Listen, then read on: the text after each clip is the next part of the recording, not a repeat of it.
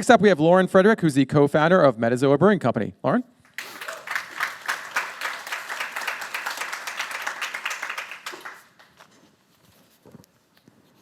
Hello, everyone. My name is Lauren Frederick. I'm the Vice President of Metazoa Brewing Company. And Metazoa was founded 3.5 years ago by our president, Dave Worthington, who was an animal enthusiast, craft beer lover, and serial entrepreneur. So when we opened our doors 3.5 years ago, we made a promise to ourselves and our team, as well as to the community, to give 5% of all profits back to animal and wildlife charities, and specifically those focused on retired performing animals, so a very specific niche.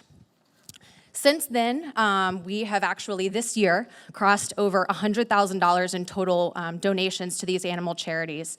It's something we're incredibly proud of, and it was actually featured on Forbes magazine a couple weeks ago, or Forbes.com, I should say.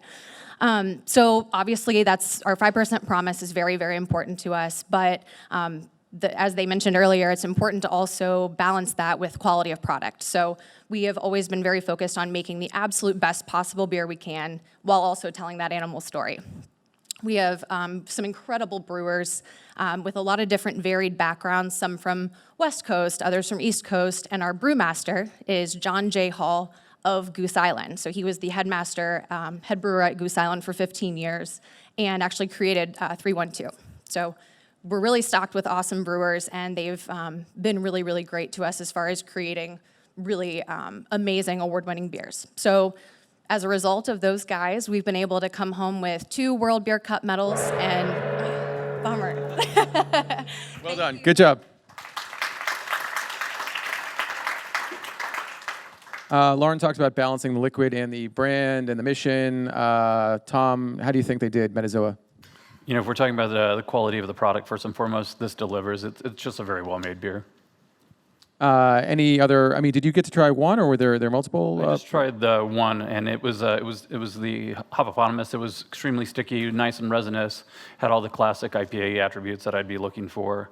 At the end of the day, I just was, very, very mindful of how well the beer was made. A lot going on the front of the package. Carmen, do you think it says everything it needs to say, or does it say too much, too little? Actually, I love the brand. I think the animals on the front are sort of like engaging. They make me want to find out a little bit more. It's a good way, I think, to get to the charity story without sort of like hitting people over the head with it. The logo mark is beautiful, and I think that while there's a lot going on, everything that I read on the can was meaningful and sort of like begged me to want to find out more. From a distribution angle, from a retail angle, Marty, Metazoa, again, has that important mission. How much of that would you have to communicate to a retailer or distributor for them to really care about picking up the product? I don't know that the distributor is going to matter as much. What the distributor is going to care about is whether or not you're coming to the table with chains or other outlets already wanting you. And chains are definitely going to want to partner. They're always looking for a means to collaborate to raise money for nonprofits, and this would do, I think, a great job. So you could go to a distributor and say, look, we're already working with XYZ chains to do this program. The distributor's there to execute the program.